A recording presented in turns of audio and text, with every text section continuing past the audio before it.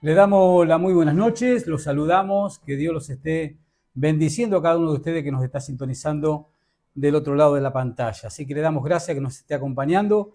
Le estamos dando comienzo a un nuevo programa que hemos llamado Hablemos de la Biblia. Así que estamos muy contentos, muy gozosos de poder estar llevando adelante este segundo programa, ¿no? Del primero que comenzamos la semana pasada. Y este programa pertenece a la Iglesia Bautista Comunidad de Gracia de la ciudad de Pehuajó, provincia de Buenos Aires, la República Argentina. Así que bueno, le invitamos a que nos acompañe a compartir este tiempo donde estudiamos la palabra de Dios, hablamos sobre las Escrituras y siempre el mensaje central de las Escrituras es nuestro bendito Señor Jesucristo. Amén. Te saludo, Leonardo, Dios te bendiga, hermano. Buenas noches, ¿qué tal? Espero que estén todos bien, que bueno, este programa sea de edificación para las personas que lo estén escuchando.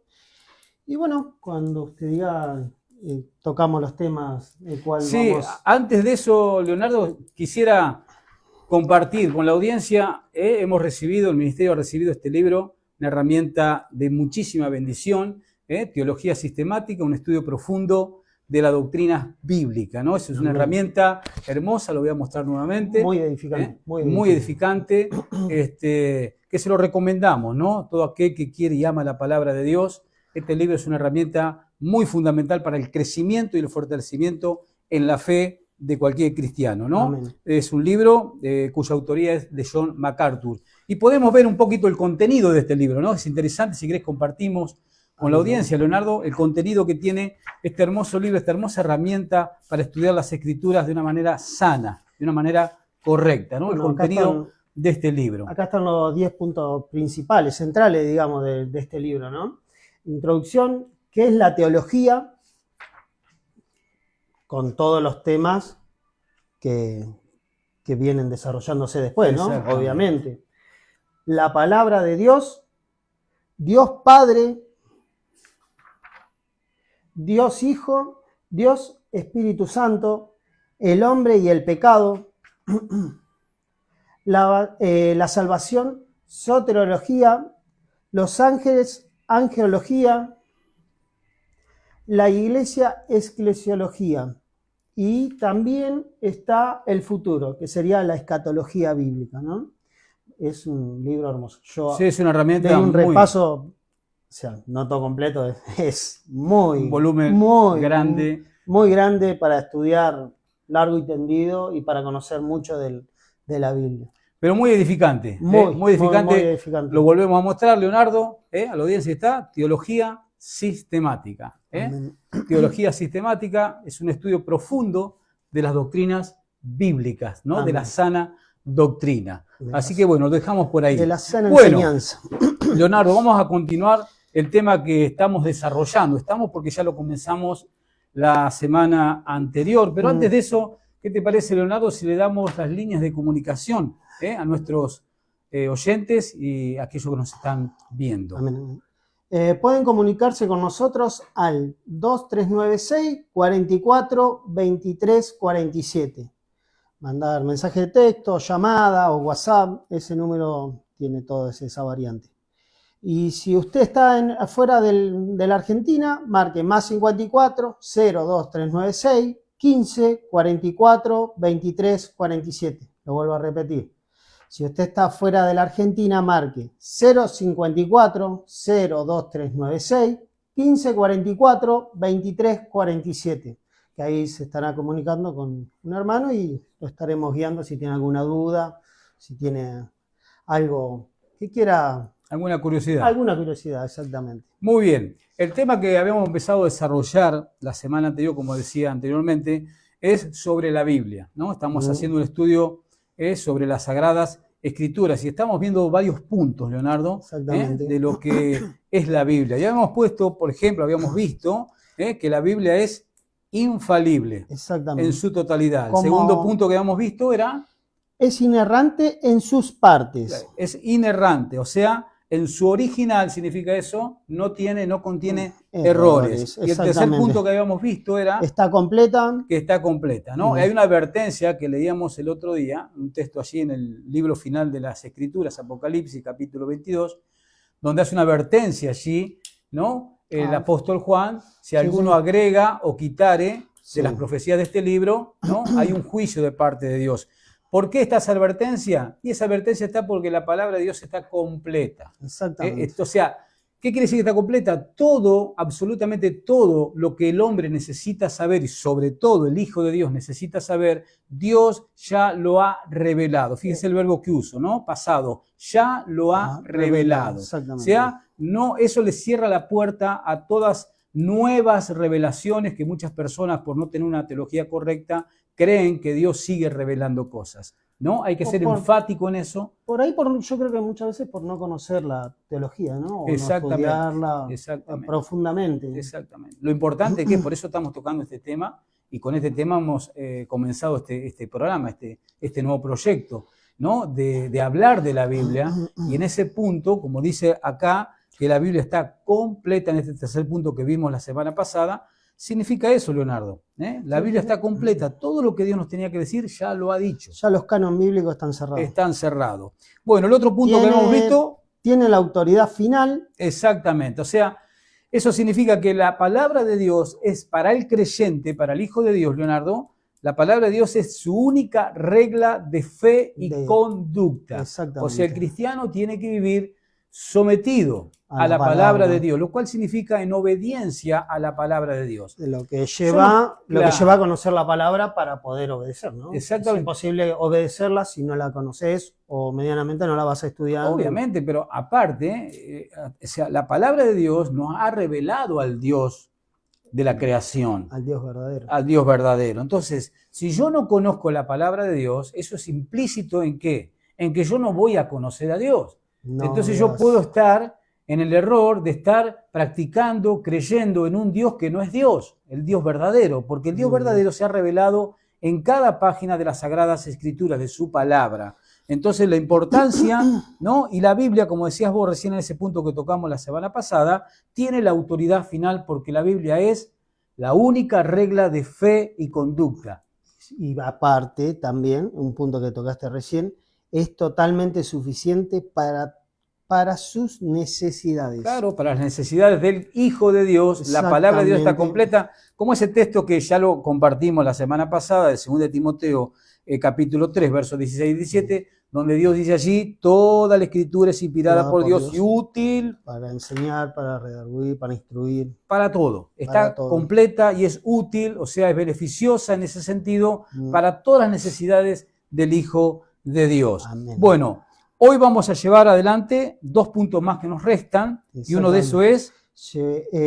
llevará a cabo lo que promete. La palabra de Dios lleva a su propósito todo lo que promete. Amén. Y vamos a ver un texto que está en el Antiguo Testamento, allí en el profeta Isaías, capítulo 55 del profeta Isaías, y vamos a ver un ejemplo de esto en este texto, de que Dios hace con su palabra lo que Él ha prometido hacer o el propósito por el cual Él ha dado esa palabra. Sí, Isaías 55:11, misericordia gratuita para todos es el contexto, porque como desciende de los cielos la lluvia y la nieve y no vuelve allá, sino que riega la tierra y la hace germinar y producir, y da semilla al que siembra y pan al que come. Así será mi palabra que sale de mi boca. No volverá vacía, sino que hará lo que yo quiero y será prosperada en aquello para que la envíe. Ahí está. Entonces, en la parte final vemos claramente el punto de que estamos tratando aquí. Dice, no volverá a mi vacía, versículo 11 al final, la parte B, sino que hará lo que yo quiero, dice el Señor, ¿no? Y será prosperada en aquellos para que la envíe. Entonces, en este punto, la palabra de Dios llevará a cabo, ¿no?, lo que promete. Y este texto es un ejemplo de eso, lo que está diciendo Dios a través del profeta Isaías. Qué importante, ¿no? Estos dos últimos puntos. Sino que hará lo que yo quiero y será prosperada en aquello para que la envíe. Exactamente. O sea que lo que Él quiere y lo que Él dice se hará. Vos fíjate, Leonardo, que el apóstol Pablo, cuando le escribe a la iglesia de los tesalonicenses, en la primera carta que él le escribe a esta joven iglesia, allí en el capítulo 2, verso 13, dice que la palabra de Dios, le decía Pablo, actúa en el creyente. Sí. La palabra de Dios, porque es una palabra viva y eficaz, como dice el libro de Hebreos, y es una palabra viva, como nos dijo el Señor Jesucristo, la palabra de Dios actúa, obra, lleva adelante sus propósitos, porque de eso estamos hablando, en aquellos que creen. Así en aquellos que la oyen, en aquellos que la leen, que la estudian y la atesoran en su corazón. Así es. No en aquellos que la oyen por oír como un pasatiempo, nada más. Que son oidores, no hacedores. No hacedores, como dijo Santiago en su epístola, allí en el capítulo 1, ¿no?, que nos da una advertencia. Sí. Viene ese texto que estás citando, porque ahí dice claramente Santiago, el medio hermano del Señor, nos dice que en modo exhortación, no sean hacedores y no solo oidores. O sea, no te conformes con oír la palabra. No. Esa palabra totalmente. Que oyes o que lees o que estudias, tómala, apriétala, atesórala en tu corazón, porque cuando tengas esa actitud con la palabra, esa es la palabra que va a obrar, y esa es la palabra, como dice acá Dios a través de Isaías, que es la que va a hacer prosperar tu vida. Recompensas de lo que guarda en el pacto de Dios. Exactamente. El pacto es la palabra de dice Dios para con nosotros, ¿no? Exactamente. Ahora, volviendo, Leonardo, al punto, ¿no? Llevará a cabo lo que promete. Lo que promete. Y el último punto que tenemos de esta sección. Provee la certeza de su salvación. La palabra de Dios nos provee al creyente la certeza, la seguridad de que si uno cree en el Señor Jesucristo y se arrepiente de sus pecados, esa persona será salva. Aparte, el Señor nos pone el camino, nos da la salvación, nos transforma el corazón, nos pone el camino y nos marca el camino al cual seguir. Y también para uno mismo examinarse, porque la palabra no examina, es como ponerse enfrente de un vidrio y decir, todo el tiempo. Es sacarte, un espejo. Claro, exactamente. Es un espejo, como espejo, dice, claro, no me salió. Como dice el apóstol Pablo allí en la segunda carta, le escribe a los Corintios, capítulo 3, verso 18, que la palabra de Dios, nosotros tenemos que mirar a la palabra y de esa manera nos vamos transformando de gloria en gloria a la imagen y semejanza. La parte más difícil de estudiarse uno mismo. Claro, pero la palabra de Dios hace ese trabajo de examinarnos. Sí, Por eso la importancia de leer la palabra y de estudiar la palabra. Porque ahí es cuando yo me voy viendo. Exactamente. Y a medida que me voy viendo, te vas corrigiendo. Exactamente. Ahora vamos a ver algunos textos sobre este punto de que la palabra de Dios provee la certeza de la salvación. Vamos a ir al Evangelio de Juan. 8:47. Al capítulo 8, del Evangelio de Juan. 8:47 también. 47. El contexto es una discusión que está teniendo Jesús con un grupo de judíos religiosos apóstatas. Ese es el contexto donde vamos a sacar este versículo.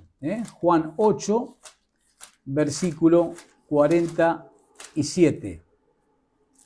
Judíos que le decían a Jesús, por ejemplo, entre otras cosas, en esa discusión que está teniendo, de que ellos eran hijos de Abraham y que nunca habían sido esclavos de nadie, ¿no? Lo que Jesús les da una enseñanza profunda. Y allí en el versículo 47 del capítulo 8, ya llegó.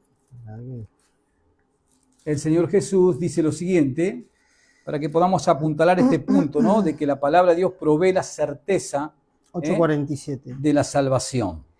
El que es de Dios las palabras de Dios oye. Por esto no lo oís vosotros, porque no sois de Dios. Por eso no la oís vosotros, le dice a este grupo, Leo, de fariseos religiosos que Acá estaban confrontando con Jesús. En el contexto le dice, sois de vuestro padre el diablo. Claro, entre otras cosas, abiertamente Jesús les dice la verdad de quién realmente era su padre. Pero acá Jesús claramente le termina diciendo, el que es de Dios, y obviamente este grupo de personas no lo era, de hecho le dice anteriormente que el padre de ellos era Satanás, y él le está diciendo Jesús, el que es de Dios, las palabras de Dios oye. Dice, por esto no la oís vosotros. ¿Por qué? Porque no sois de Dios. Anteriormente ya les había dicho que vuestro padre era el diablo.